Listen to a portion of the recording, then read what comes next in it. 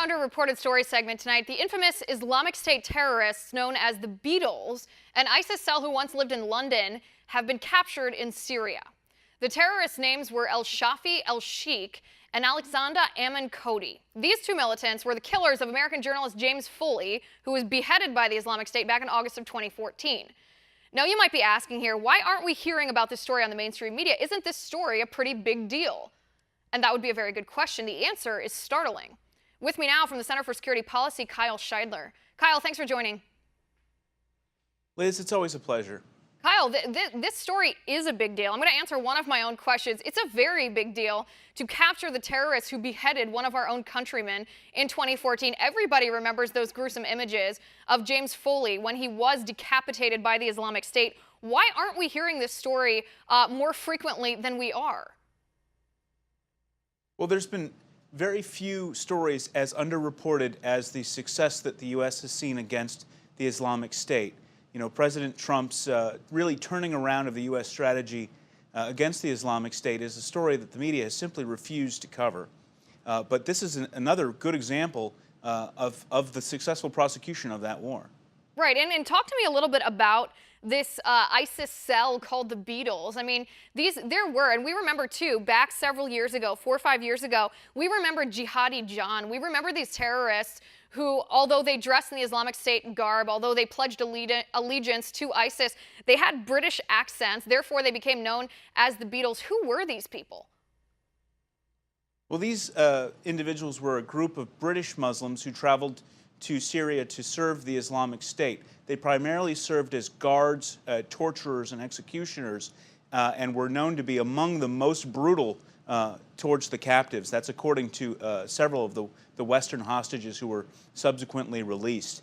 According to these terrorists, speaking to the hostages, they were paid millions of dollars by various European countries to the Islamic State for their release. So these guys ran essentially a kidnapping, torture, and execution ring on behalf of the Islamic State.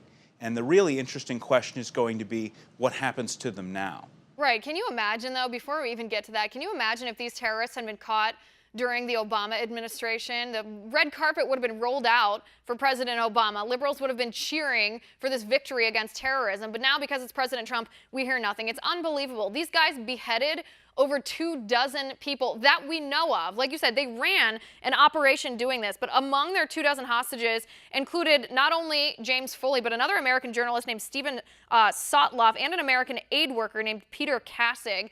And these people were beheaded by the Islamic State simply for the crime of being American and not pledging allegiance to the Islamic State. Kyle, what is going to happen to them?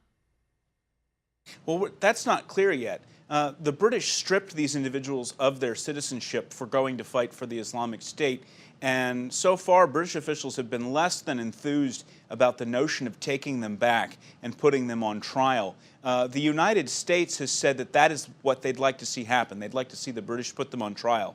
Now, these guys sound like an excellent candidate for Guantanamo Bay to me. The problem there, of course, has been that the military commissions at Guantanamo Bay have been something of a train wreck in recent years, and we haven't seen the speed of prosecution against individuals held at Guantanamo Bay that we might prefer to see. So it really remains up in the air as to exactly how they're going to be treated. We do know that President Trump has said explicitly that Gitmo is open for business. So it would seem that that would be an option, at least in the president's mind, although apparently not in the mind of various DOD spokesmen and State Department spokesmen. So it remains to be seen what exactly will happen. In my view, the British are not prepared to take these individuals back.